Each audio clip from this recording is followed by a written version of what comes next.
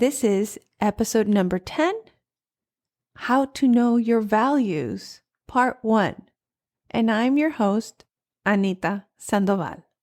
In this episode, I will be discussing values.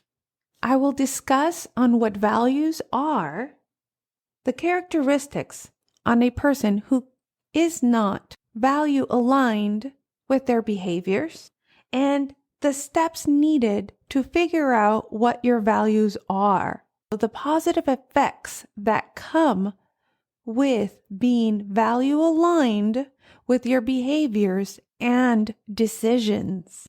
I will also give you a quick tip in the beginning of the episode on 3 questions you can ask yourself to figure out what your values are right there and then. So stick around because this episode is for you. Tired of feeling misunderstood, frustrated, and emotionally disconnected when communicating with other people? This is Conversations That Work with Anita Sandoval, where you can learn how to maintain healthy conversations with the people who matter most. A podcast where you can gain confidence and get tips for having challenging day-to-day conversations that make you feel understood, validated, and heard. Here is your host, a licensed professional counselor specializing in communication skills, strategies, and techniques, Anita Sandoval. Let's start the conversation.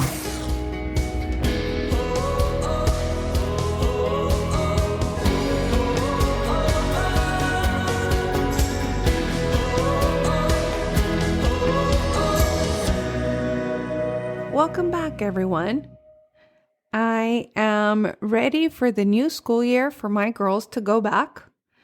And I am super excited to see how it went for my daughter in her first day of school.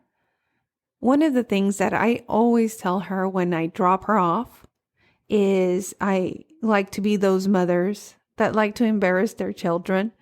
And I roll down the window and I like to tell her, make value-based decisions.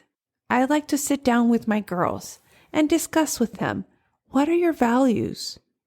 What behaviors do you do that encompass your values? Of course, in little girl terms, because I want them to learn, grow, and change alongside with what they believe in. I would like to share the process that I use for becoming aware of my values alongside with you. Conversations That Work with Anita Sandoval, making challenging conversations easy. Let's begin with what are values? Well, just what it means. Value is something that we find important and being of worth. It does not have to be something tangible per se, but it's something we believe in. It starts with an idea. It develops and grows into a thought. After time, it becomes a belief. And once it becomes a belief, it starts becoming a value, something you find important in life. That is a purpose, a reason on why you do something. What happens with people who are not aware of their own values, that lack those values, they end up having some negative symptoms, such as strong feelings of panic, fear, and helplessness when they're faced with being alone, voicing their own opinion or belief. They're used to other people's beliefs or other people's opinions. They constantly ask for reassurance or validation because they do not know about their own opinion or value, if it's even worthy of it. Their feelings are easily hurt by criticism. Some other characteristics on living life with lack of values is where people's feelings are easily hurt by criticism and they're so preoccupied with pleasing others. This is the reason why I decided to make this episode. Because aside from people pleasing, one of the best things you can do is be aware of your values to help you stop people pleasing and appeasing others. That's the fast track into stopping people pleasing and appeasing is getting to know your values and making behaviors that are aligned with your values. The last characteristic is the inability to make a decision or initiate actions without excessive validation or reassurance from others. It's this constant need. What do you think? What do you think? But when they bring it back to you on what your thoughts are, you're stumbled. You don't know what to say, and you'd rather just not say anything. Does that sound familiar for anyone you know? My goals in this episode is to increase the behaviors of verbally speaking out and stating your own opinion, identifying your own emotional and social needs and ways to fulfill them, verbalize an increased sense of self-responsibility while not needing to be responsible for others. You now have an increased awareness of boundaries when they are being violated because you know what your values are. And because you know what your values are, you are able to clarify boundaries with others when your values are being violated. Some of the strategies that I will discuss today is on how to help you become assertive and independent.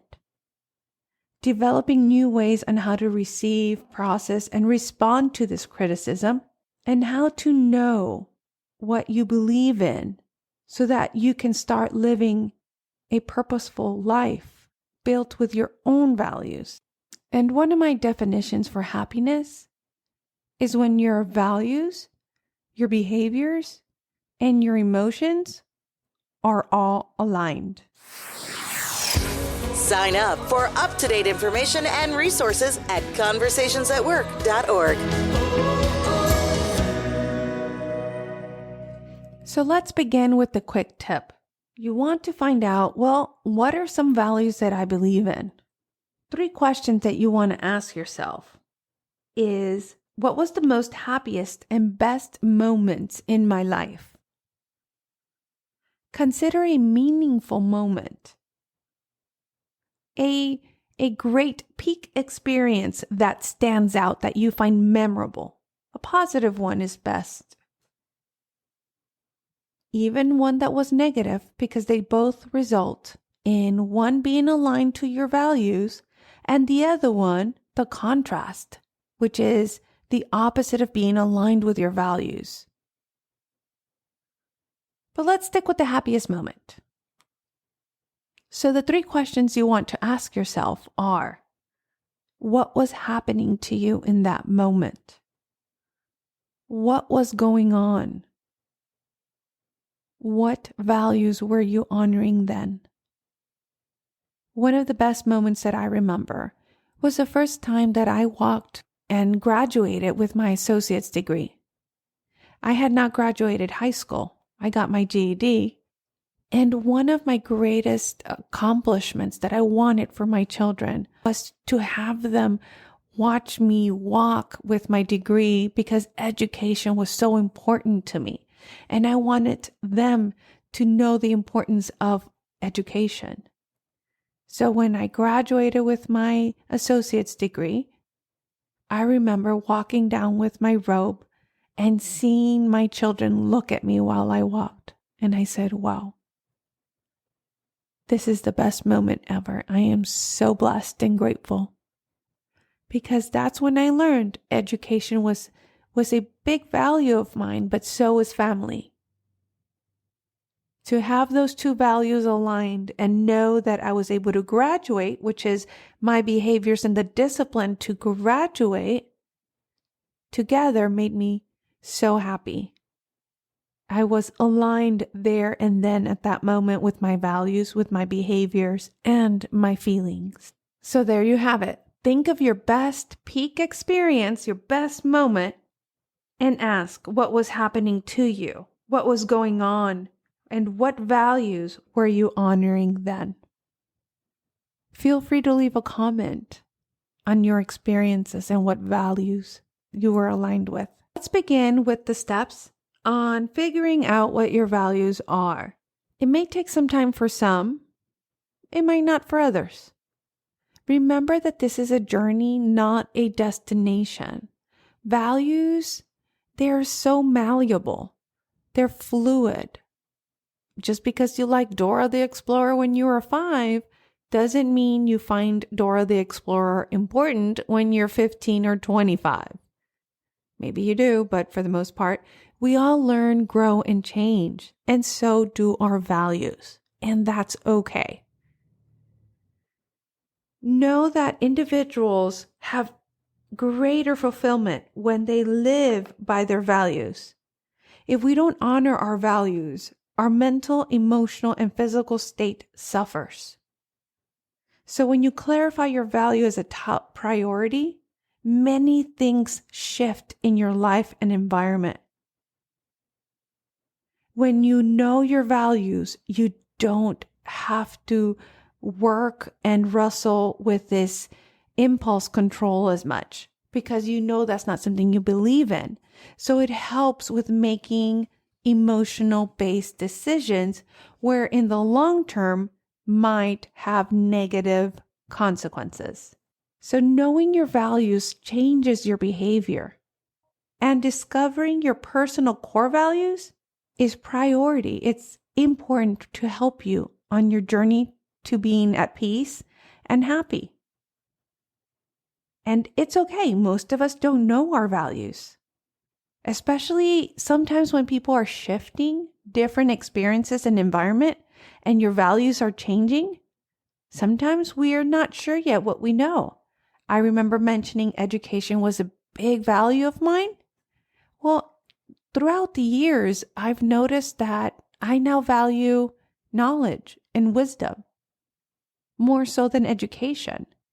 And that's okay. And when we don't understand what's most important to us, we focus on what society, culture, and media values.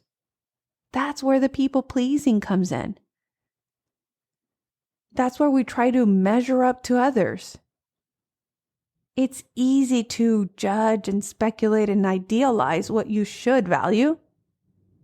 But knowing and accepting what you value, that's going to take some time and effort. Know that anything that takes time and effort, it's so worth it, especially when it comes to your happiness and mental wellness. So let's begin with step 1.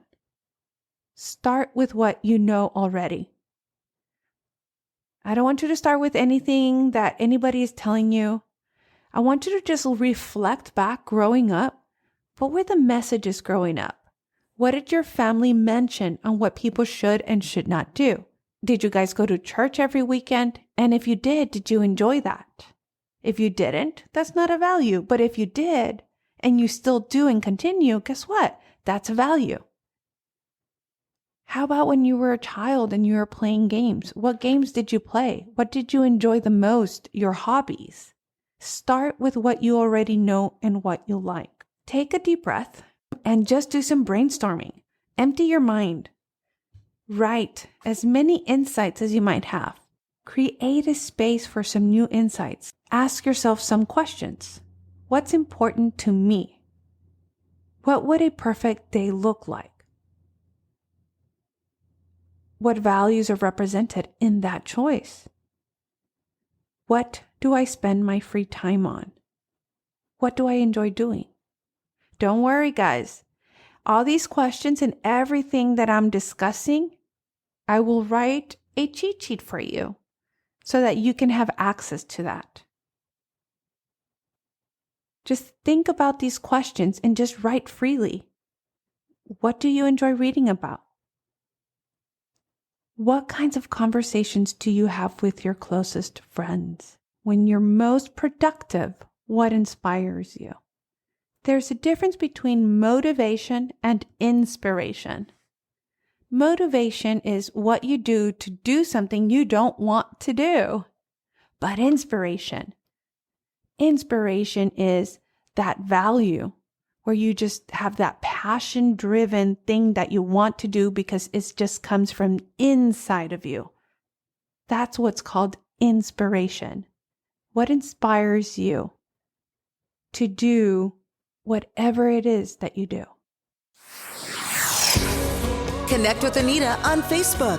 Facebook.com/conversations that work. What would you do if you did not care what others thought? Oh, I love to go forever with that one, because caring about what other people think really stops people from doing what they love and believe in. Let's move on to step 2. Now that you brainstormed all the things that you did, you filled out those questions, and you figured out some insight about yourself, it's time to create a list of your personal core values. So start evaluating which values are better than others and make a list. Guess what? I have a list too. So I will make sure that there is a list of values in your cheat sheet. That's why I call it cheat sheet. You don't even have to think about it. You'll find it and go, yes, that's the one. It's going to be a lot of values. I like to think of it as Harry Potter, where they have the families, Slytherin, Hufflepuff, Gryffindor, whatever it's called. And you want to categorize them and classify them. So for example, cleanliness, maybe organization could be in the same one. Compassion, understanding, empathy, that could be in another group. So you want to just write as many that you believe in. And then you just start classifying them and clumping them together. So in step 2, you want to make a list of your personal core values. Okay, so going back, step 1, start just free writing everything, asking all the questions.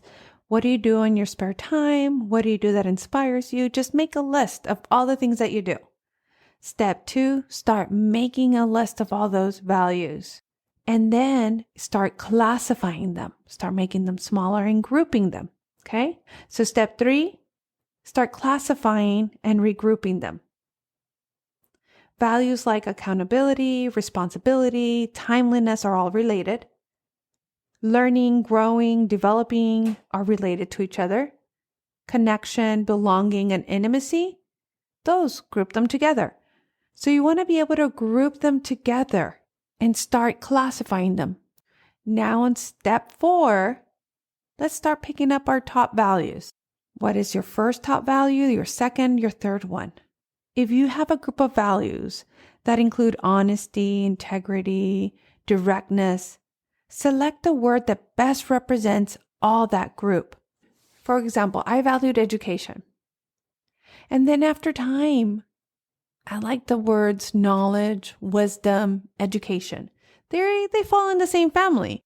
But I decided that for me, wisdom was best. And that, again, everybody has their own, and that's okay. But I prefer wisdom. Maybe because where I'm at right now, I finished going to school and I just now want to learn as myself. I just want to learn as a person and grow and change and have some self-discovery about myself. After all, everything is a journey. So I value wisdom. Why is it important to prioritize your values? This is an example that I always like to tell people. Think about a couple. They may have the same values with work and family, but they might have it in the incorrect order. It's not just about finding people that are aligned with the same values as you, but also in the correct order. Imagine a couple where their child is sick. One values work more than family. And they say, hey, you know what? I know my child's sick, but they're still going to go and I still need to go to work. And you still go to work. While maybe the other person who values family decides to stay home and not go work because they value family more. One is not better than the other. It's just values. Values have no worth within anyone else but yourself. So you want to be able to know what is my worth within my values. Then number them. I'll use me as an example just to help you guys out. Number 1 for me would be responsibility. Then number 2 would be respect. Number 3 would be family. Because I believe that if there's no responsibility or respect, there's no family. And if any of you guys have read my book, Broken Chains, you've known that I come from a third generation of abuse and neglect. So for me, I find relatives, yes, being blood related, but it's my choice if I consider you family. You don't have to be blood related to be family. And I have to have my values in order to be aligned with myself and my happiness within my environment. And therefore, I decide to choose people who are aligned with the same values as me in order for my happiness to continue and my mental wellness. And that includes people who are responsible, who are respectful, who value family, just like me. Now, does that mean that I don't respect others if they have different values? Not at all. I respect their journey. It may be different than mine, but does not make it better or less than. There is only the value I give myself. And so going back to my priorities on numbering my values, it's number 1, responsibility. Number 2, respect. Number 3, family. Number 4, work. And then number 5, wisdom, which I use interchangeably over the years with knowledge and education. But that's my last one. Everybody is different. Some do first this, first that. Some add religion. Play with it. Then we'll move forward on behaviors and see what works with you. Feel. Do my emotions go with this? Do I feel happy when I do this? What are my other values? If I do that, do I like it? If it doesn't feel good, that means it's not a value for you. And then turn around and figure out what the value is and go with that. Try to at least pick your top 5 values, rank them from 1 to 5 in priority, and some questions you can help yourself to kind of make that list a little bit less. What values are important in your life? What values represent your primary way of being that sets who you are as a person? And what values are essential to supporting your inner self? This is where my why do I do this? Your inspiration. Step 6 is evaluating your values consistently. You want to take a step back. I always write down my values in a paper. You may have values as a wife, as a daughter, as a husband. You can use different values for different roles, and that's okay. I best recommend for those that are barely beginning with their journey of self-discovery within their values to write them down on a piece of paper, post it, carry it around in your back pocket. Because in our next episode, guess what? I'm going to give you strategies on how to make a decision with values. But for now, the goal is to figure out what your values are. Write them down, put them on a piece of paper, like I said, a Post-it note. Put it in your back pocket. Write down your values and put them in task reminders, little reminders on your phone. And in the morning, have them pop out. Try that for a week. If it's something you don't like, take it out and put something else in. Have at least 3 to begin with and then grow to 5. Try not to have too many. It can be overwhelming. So try to stick to 3 to 5. And you want to evaluate your values consistently. That's where step 6 comes in. So here's where you set your reminders if you want. Put them in a piece of paper, put them in your back pocket, carry it around, and look at them all the time. Look at them throughout the day. For about a week or 2, play around with it. Take a step back, come back to them. And then you want to ask yourselves, how do they make you feel? Do they feel that they're consistent with who you are? Can you identify with those values? Are they personal to you? Do you see any values that feel inconsistent with your identity? Like if they belong to someone else, an authority figure, society, and it's not you. It's more of like a gut instinct. Yes, this is me. I just feel it. I know it. You want to check the priority rankings. Do they feel like your values are in the proper order of importance? Did I put work first and then family? How did that feel? Switch them around. Did I put family first and then work? How did that feel? Play around with it. As you learn, grow, and change, so will your values, and that is okay. This process will help you bring a new level of clarity to your decision making, boundary setting, and people-pleasing process. It will benefit for you to decrease your people-pleasing skills and increase your limit setting on allowing only the people that matter the most to you within your values that are aligned in your life. And I will leave you with this quote. Values are like fingerprints. Nobody's are the same, but you leave them all over everything you do. Until our next conversation, be safe and take care.